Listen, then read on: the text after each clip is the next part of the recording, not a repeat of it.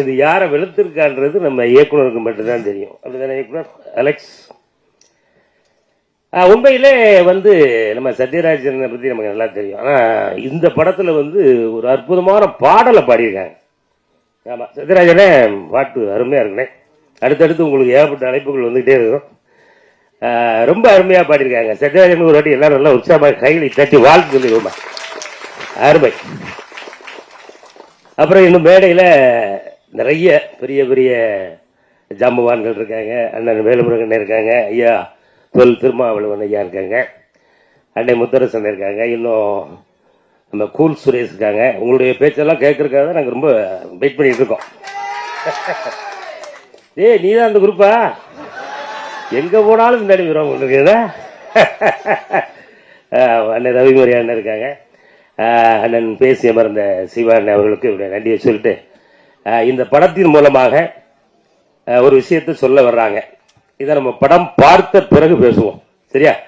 அதனால நம்ம எல்லாரும் என்ன எதிர்பார்த்து வந்தோமோ அது இந்த படத்துல இருக்கும் அப்படின்னு நான் நினைக்கிறேன்.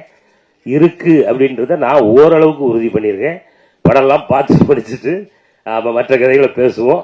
இன்னும் முக்கியமான நிறைய விஷயங்களை பேசுவதற்காக நிறைய பேர் ரெடியா இருக்காங்க. அவங்களுடைய பேச்சை உங்களை போலவே நானும் கேட்கறதுக்கு ஆர்வமா இருக்கேன்.